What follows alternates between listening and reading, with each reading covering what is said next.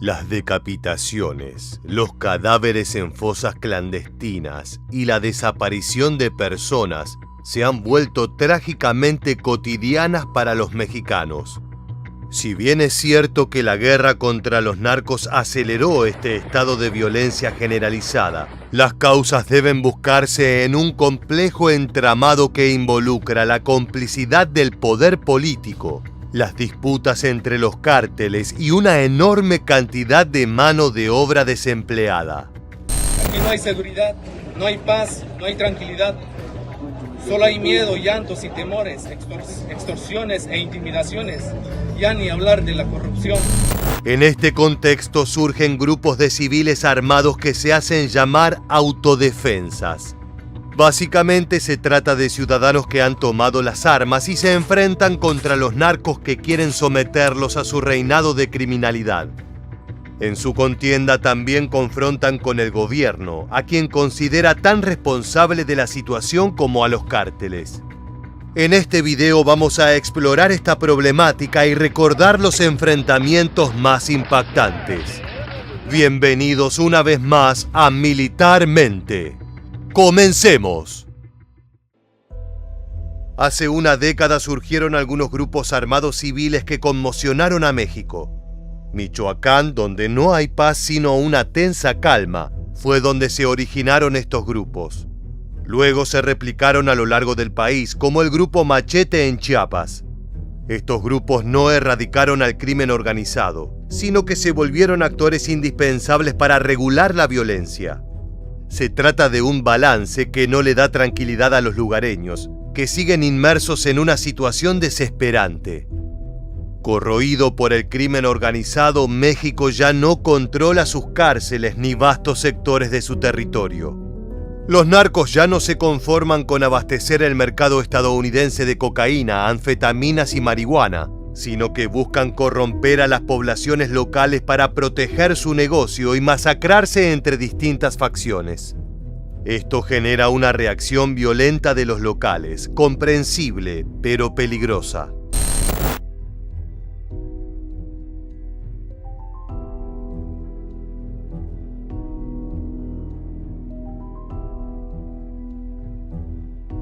Queremos la ayuda del gobierno y si no que se abren a la nos dejen a nosotros solas. En 2013, más de un centenar de hombres se levantó en armas en el corazón de la región de Tierra Caliente, en Michoacán, al oeste de México. Se hicieron llamar Autodefensas de Michoacán, y su pretensión era combatir y aniquilar al cártel de los Caballeros Templarios, una organización criminal que dominaba la mayor parte del estado. El 24 de febrero de ese año, unas 200 personas salieron a las calles con playeras blancas con el logo de Autodefensas para anunciar que iban a combatir de igual a igual al cártel que secuestraba y mataba a los agricultores, cobraba piso y cometía abusos contra las mujeres. Veamos ahora algunos enfrentamientos que han protagonizado estas fuerzas armadas vecinales para combatir al crimen organizado. En el periodo conocido como La Guerra, sucedido principalmente en 2021, se caracterizó por enfrentamientos entre facciones del CJNG con elementos de las Fuerzas Armadas y grupos de autodefensas, generando un sanguinario caos para la comunidad de Michoacán. Estos choques se dieron en medio de las ocupaciones que el cártel llevó adelante, conquistando terrenos de los campesinos locales. Los agricultores que intentaban regresar a sus parcelas y recuperar sus casas fueron amedrentados violentamente, lo que hizo que no puedan volver a sus hogares. Estamos hablando de ataques con explosivos lanzados desde drones y minas terrestres colocadas en los predios invadidos por los delincuentes, tal como se ve en el siguiente archivo.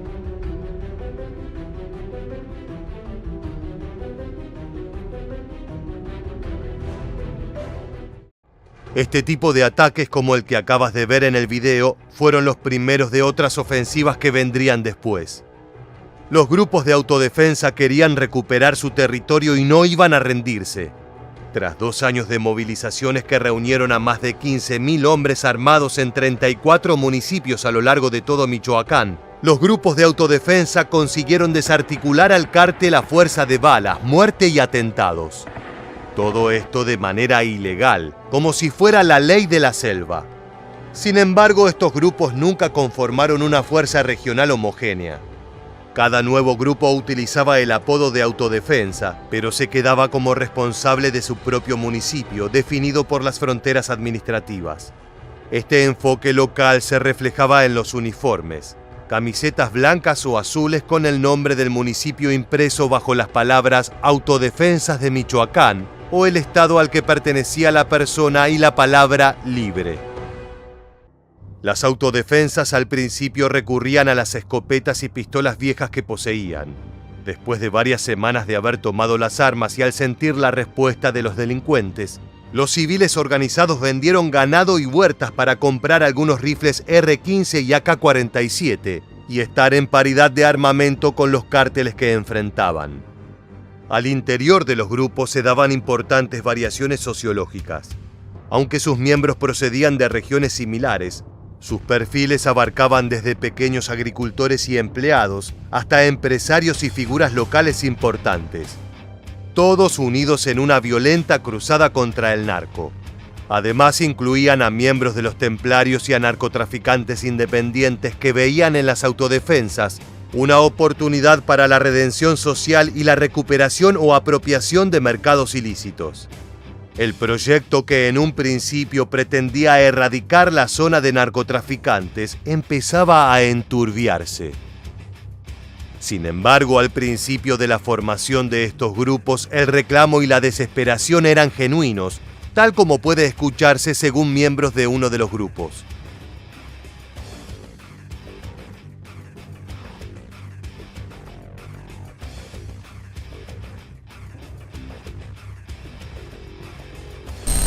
Estamos hartos de la delincuencia, del secuestro, de los levantones, de las violaciones a nuestras familias. Las autodefensas declaraban hacer lo que el gobierno no hacía en la lucha contra el crimen organizado y la extorsión, al tiempo que le pedían a ese mismo gobierno que las apoyara con recursos políticos y militares. Ahí surge una de las controversias más importantes que sobrevuelan a estos grupos. Mientras reivindicaban una tradición de localismo, rancherismo, autoorganización y justicia por mano propia, exigían también una mayor presencia e intervención del Estado, principalmente para respaldar sus levantamientos y la lucha contra los cárteles narco. También tenían que lidiar con otros graves inconvenientes. Por ejemplo, debido a su amateurismo, uno de los mayores problemas que tenían estos civiles armados era que el crimen organizado se infiltraba entre los grupos de autodefensa, causando estragos y delincuencia. Es impactante ver cómo estas bandas de civiles se fueron profesionalizando. Además del armamento, los grupos de autodefensa de Michoacán cuentan con diferentes tipos de vehículos de diversas marcas y modelos recientes, en su mayoría robados a los caballeros templarios y proporcionados por el CJNG. Te preguntarás por qué el cártel Jalisco Nueva Generación aportaba maquinaria a un grupo de autodefensa. La respuesta es bastante sencilla. En este tipo de conflictos, los cárteles rivales suelen intervenir para sacar provecho de la situación.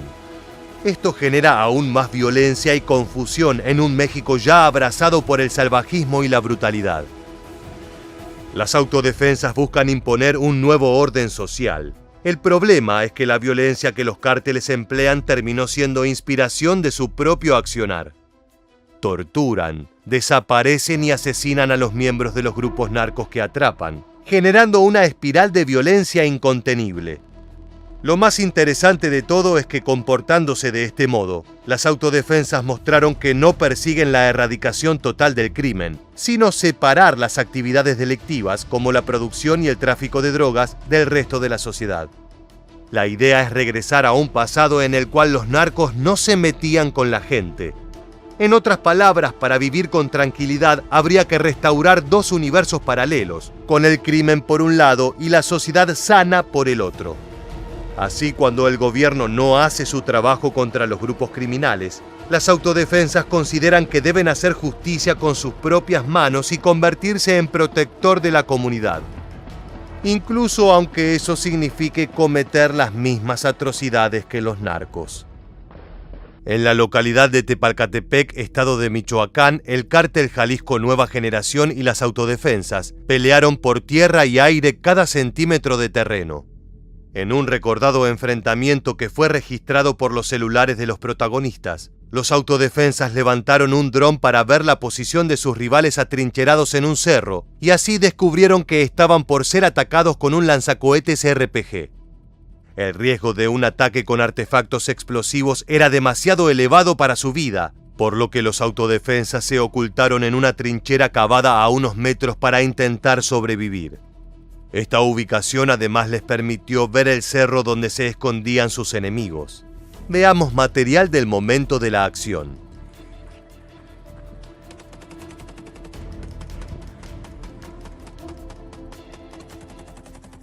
En otra contienda entre el CJNG y los autodefensas, en la misma localidad, 3 personas resultaron heridas. Una pertenecía a la agrupación de civiles armados y las otras 2 eran elementos de la Guardia Nacional que habían llegado al lugar a modo de refuerzos, ya que las autodefensas habían pedido que por favor envíen ayuda. Además, luego del enfrentamiento se reportaron 5 personas desaparecidas, pertenecientes a la banda de los civiles armados. En este conflicto sucedió una maniobra estremecedora de terror psicológico que el CJNG sabe manejar también. El cártel empezó a llamar desde los teléfonos de estos 5 individuos a los familiares para informarles que ya los habían decapitado, cuando al momento del llamado ninguna muerte había sido confirmada. Aquí vemos un testimonio de lo sucedido. Tenemos 2 militares heridos, un civil herido, 5 civiles desaparecidos. Se presume que las familias de los desaparecidos dicen que les marcaron cuando los estaban decapitando. Lamentablemente, tiempo después se confirmó que las víctimas efectivamente habían sido ejecutadas por los despiadados sicarios del cártel. Ese mismo año se dio otro evento traumático para los habitantes de Tepalcatepec. Los restos de un vehículo calcinado, balaceras intensas y casquillos regados sobre el pavimento fueron imágenes que circularon a través de las redes sociales como resultado de uno de los enfrentamientos más violentos protagonizado por las autodefensas locales y miembros del CJNG. Todo ocurrió por la noche hasta la madrugada del jueves 29 de julio de 2021. Ambas facciones iban equipadas con camiones especialmente conocidos como monstruos y armados con fusiles Barrett calibre .50 y rifles AK-47 y AR-15, además de drones explosivos. Se supo que el hecho ocurrió en el camino al basurero municipal, donde los integrantes del grupo criminal fueron frenados por varios autodefensas de la zona a lo largo del correr de las horas.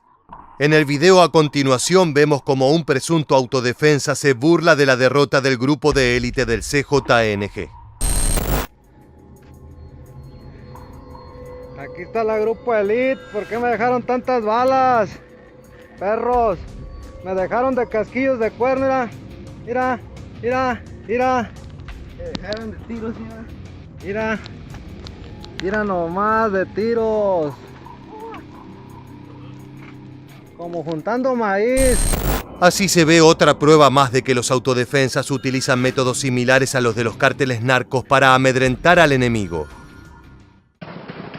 Por otra parte, en varios videos difundidos en las redes, se registró otro enfrentamiento armado entre las autodefensas contra integrantes del CJNG en su intento por ingresar a territorio de Tancítaro, en Michoacán.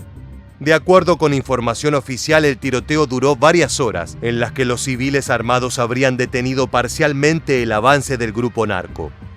En los videos se muestran balaceras con armas de alto poder desde vehículos, mientras los civiles locales buscan resguardo de la lluvia de balas mortales.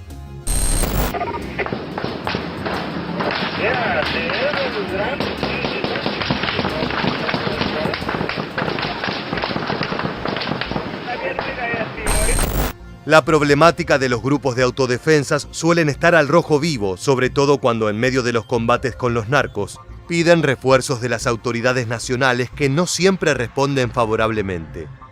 La mayoría de las veces la postura oficial es que los grupos no tienen autoridad para hacer justicia por mano propia, por lo que el gobierno no puede mandarles apoyo con elementos militares ni armamento para defenderse.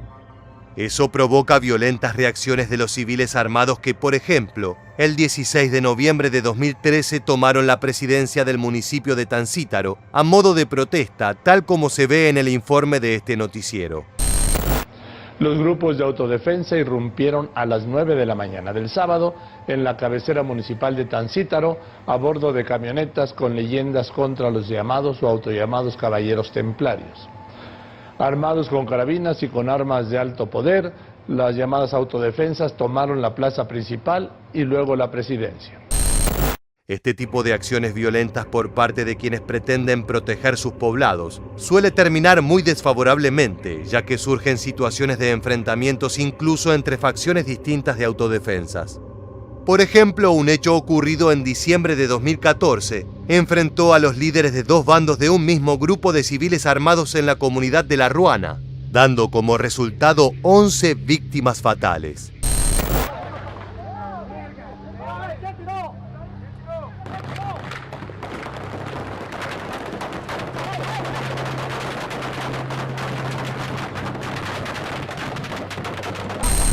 Entre los muertos se encontraba el joven hijo de Hipólito Mora, líder de una fuerza rural en Michoacán. Este hombre, fundador de una de las facciones más potentes de autodefensas del Estado, ya había protagonizado otros hechos de extrema violencia, ya que desde 2014 su organización enfrentaba incluso a las propias fuerzas de seguridad. Respecto al tiroteo de La Ruana, Mora responsabilizó a Alfredo Castillo, jefe de la facción opositora, de la trágica muerte de su hijo. Así lo confirma en esta entrevista brindada a minutos del hecho. Hipólito, mataron a tu hijo. A mi hijo ya no sé cuántas personas más, 5 o 6 personas de los nuestros, ya nos habían avisado que nos iban a atacar. Bajo este clima de violencia, las autoridades suelen planear operativos gubernamentales que buscan desarmar a estas agrupaciones civiles. Sin embargo, los grupos de autodefensas de Michoacán se resistieron a entregar pistolas y fusiles si antes no se detienen o eliminan a los principales líderes del narcotráfico. Estas demandas buscan restablecer la seguridad en todo el estado, pero la resistencia terminaría en tragedia. Según denunciaron en su momento las autodefensas, en una oportunidad soldados dispararon contra la población de Antunes en el municipio de Parácuaro y ellos defendieron a los civiles como si se tratara de un ataque narco, dejando como saldo 2 muertos en el tiroteo. Son incontables los enfrentamientos entre estos grupos de civiles armados autoconvocados y cárteles narcos, así como contra las autoridades y otras facciones de los propios autodefensas. Es un secreto a voces entre todos los pobladores pacíficos de Michoacán el miedo de que estas organizaciones armadas se vean tentadas por los negocios de la droga y se conviertan en cárteles narco ellos mismos. Estamos llegando al final del video de hoy, pero antes de terminar no queríamos dejar de preguntarte: ¿crees que las autodefensas hacen lo correcto o crees que pueden convertirse en futuros cárteles narcos? Esperamos tus comentarios en la casilla de mensajes aquí abajo. Te agradecemos profundamente haber llegado hasta el final y te esperamos en las próximas entregas de Militarmente.